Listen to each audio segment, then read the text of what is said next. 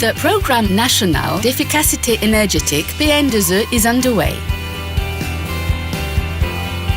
Its objective is to assist local companies to be more energy efficient by creating an ecosystem. In the middle term, savings in energy can potentially reach 1.2 billion rupees annually, representing a decrease in consumption of 40 megawatts on the local grid. Finally, our country at large will benefit from the PNEE program, which will have a positive impact on the environment. The PNEE has a specific project for shopping centres and hypermarkets. Retail players are more and more involved in the energy optimization of their facilities to improve their competitiveness, but not only. We need to do business differently. It is true that like any business, we look for profitability. But I think that there is also the environmental factor to be taken into account, because I believe that the environment is everybody's concern. I believe that if everybody gets involved, we can make a considerable impact in regards to the whole planet. 4 hypermarkets and 2 shopping malls have responded favourably to our call for participation in this project. The total electricity consumption for these 6 companies amounts to 91 million rupees yearly. This is to say that energy savings is of prime importance. The electricity bill for both Monoprix supermarkets at Bagatelle and Cascavel represent around 40 to 50%. We at Monoprix are very concerned about the environment. The shopping mall forms part of the ENL group and we are very concerned with environmental issues. The centre is called to review its installations because we're going to be part of the eminent Mocha Smart City project. The hypermarket on its own is of 6,500 square meters and the whole building is of 25,000 square meters. And therefore, we have to plan for an air conditioning system which is adapted to all these visits, which amounts approximately to 5 million visitors yearly. The technical team of the PNEE have visited the 6 companies to record the required specifications. An invitation for tender is then launched to recruit specialized consulting firms. The participants benefit from the financing of the audit exercises at the level of 60% by l'Agence Française de Développement and the European Union, while the training part is funded by the HRDC. IDEX Engineering forms part of a group of engineering consulting companies which were selected in the call for tenders for the energy efficiency program. I represent the engineering consulting firm AF Consulting, and within the framework of this audit, we were dedicated to the refrigeration part. We are an engineering consulting firm for any building trade. We handle the sectors of activities such as the structure, the outer networks in VRD, dry network and wet network, as well as the fluid part, which covers all the sector of activity such as electricity. It was to focalize on the air conditioning, on the building structure, on the ventilation system, and in the cooking areas.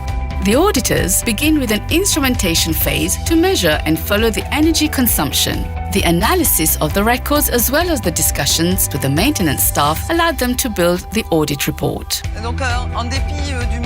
Thus, in spite of the lack of documentations and plans on the various sites, we were very well welcomed in these companies which had a need for all these investigations and all these recommendations. Our officer in charge of the cold section accompanied the auditors, and I believe that overall everything went well. We began to equip all the sites with calibrated sensors and instruments so as to be able to record over a given period the various consumptions of the equipment. I think that the exchange was very fruitful between the auditors and the technicians. This has allowed us to find various areas with energy leaks, and we were able to see the areas of improvement for better energy efficiency. And these records were analyzed. They were taken over a period of 3 weeks to 2 months in some specific sites. This allowed us to make precise recommendations. And particularly on the equipment of cold food, we had the need to record many parameters in order, at the same time, test these equipment and then to determine their energy performances. The auditors highlighted that some of the equipment met with the required standards but the design and the maintenance needed improvement. Generally speaking, we noticed that the equipment of air conditioning, ventilation, refrigeration are of very good quality. Simply, their installations, their conceptions and designs were not necessarily optimal. From theory to reality, we saw that there are gaps to do the necessary to implement the recommended solutions as soon as possible.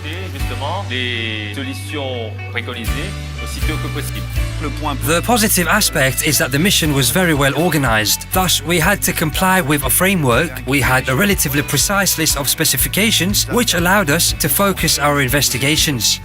And afterwards, fine-tune some adjustments at regulation level. And these solutions are quickly done and are not expensive.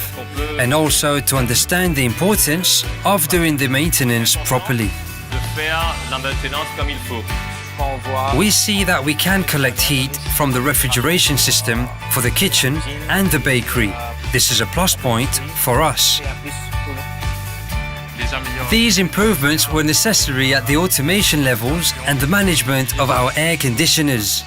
Further to these investigations and analysis of collected data, the reports are presented. The handing over gave rise to collective training, which is to be used as a learning tool for the participants, followed by an individual presentation in each company. Thus, the presentation was focused on the basics about energies, and then we presented our methods so that the end user understood well how we came to these results, which were presented to him.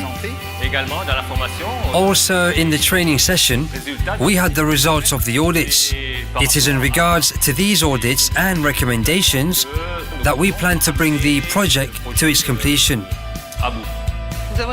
We have also come up with common solutions for the maintenance. Improve maintenance, draw up plans for the follow-up and energy management. The auditor had suggested to us to make savings up to 30% in certain areas. He showed us several areas of improvement and we can save loads. The return on investment is going to be in 9 months. The report mentions our adhesion to standards like the ISO 50001. It is also recommended to improve our system of energy monitoring.